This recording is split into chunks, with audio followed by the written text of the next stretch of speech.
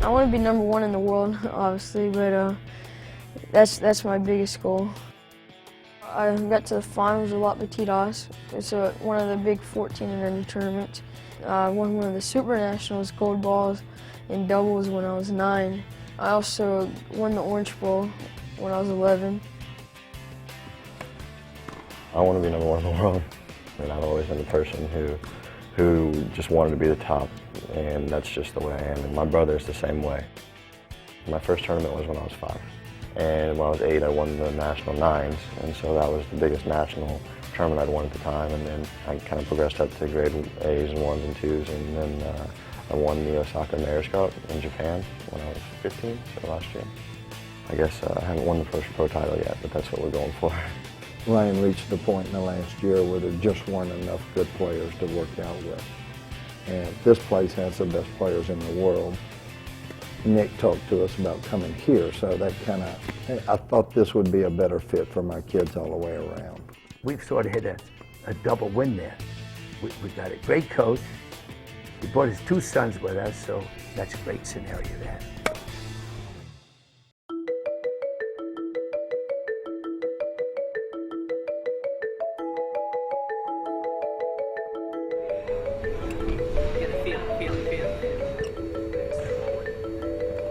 We do a bunch of lunges, a bunch of pull-ups, and like intense stretching exercises. The younger athletes, that we need to stress motor flexibility and mobility, because the age, like a Christian's age, like 14 years old, is growing so fast. So which means the bones are, growing faster than the muscles. So usually the age between 13 to 17, 18, then they lose a lot of flexibility. The lack of flexibility is going to limit their performance on the court. But you get to see the movement. Good. So he was the youngest one. He's the lightest athlete that we ever trained in that group, particularly like elite group. But now he's up to like 100 pounds. I feel like I've gotten faster and a little bit stronger, and I've actually gained a little bit more weight, so that's good.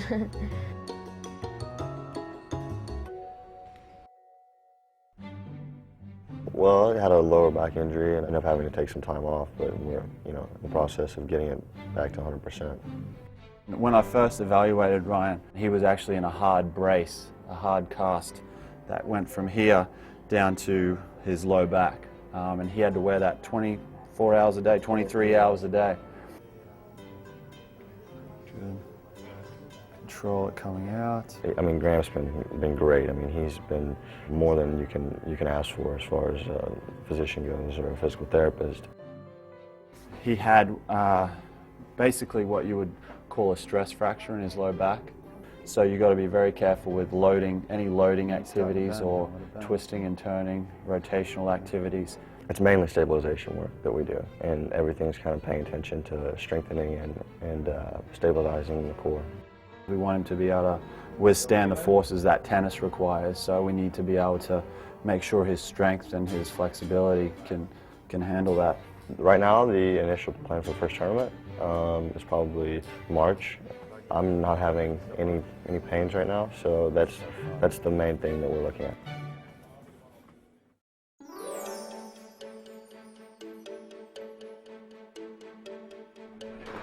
Come on, get it. Come on. Okay, we're ready. I probably go in there about 30 minutes twice a week on average, and so he's really helpful to me and my brother. Good. Turn those hips and shoulders.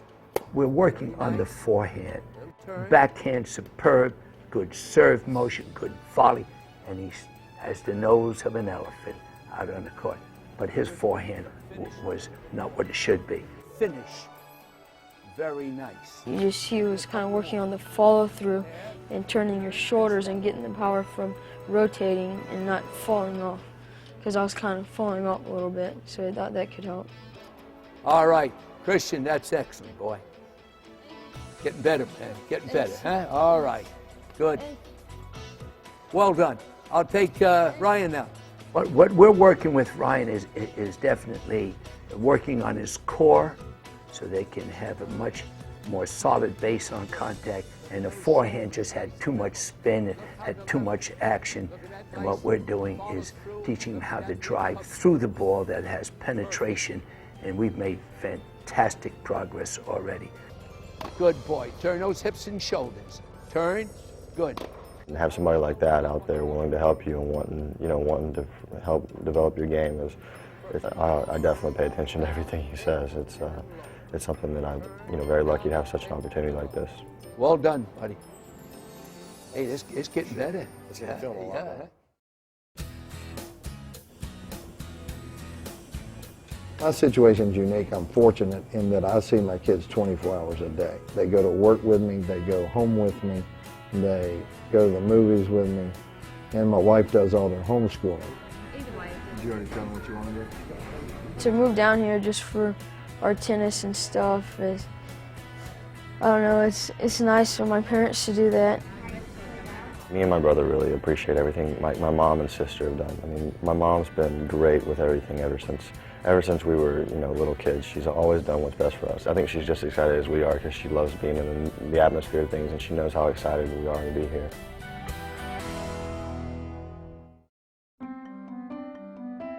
I think the beauty of Nick's vision for this academy, that it's not just about who has the best strokes or who has the best coach.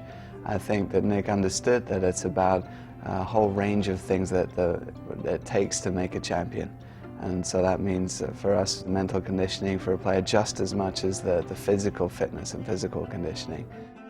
Any person that plays sports knows that there's some days when you go out there and you just feel like you can't miss. And I guess the whole thing with Angus is trying to find what puts you in that mentality and then maintaining it as long as you can. I practiced at 12 with my dad, or 12, 15, whatever. A lot of tennis really happens between points, not just during points. And it's how well can the player use that at 20, 25 seconds to let go of the last point sometimes, good or bad, and really have a clear plan and a clear focus going to the line for the next point. It's helped me tremendously, and Angus has been great. At this level, they've already turned pro, so it's a 12-month-a-year deal. You've got to pick and choose. At their age, because they're still physically growing, I don't let them play as many tournaments as the pros. I haven't played a tournament in over a month now, and so I'm looking forward to start playing a bunch more tournaments. Wide base, backside turn. He expects to win, whether he plays his brother or anybody else, and he will be mad as a hornet if he doesn't win. If he loses 7-6, 7-6 to Nadal or Federer, he'd be annoyed. That's a good forehand. He's just always had the mentality, and so has Ryan. They both had the mentality that I'm here to win.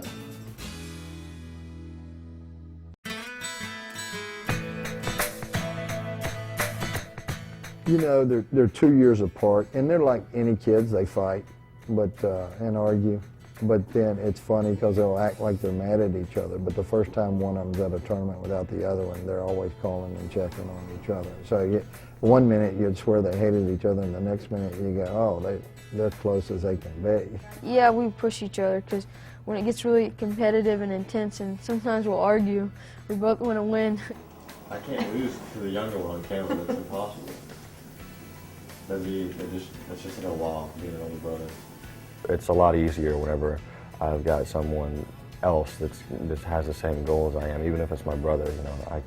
We go home and we're making jokes to each other. I'm gonna be number one. No, I'm gonna be number one. And it's just it's been like that ever since I can remember. The Harrison boys bring what tennis in America needs today. They bring excitement, they bring good talent, plus both boys have potential to be darn good.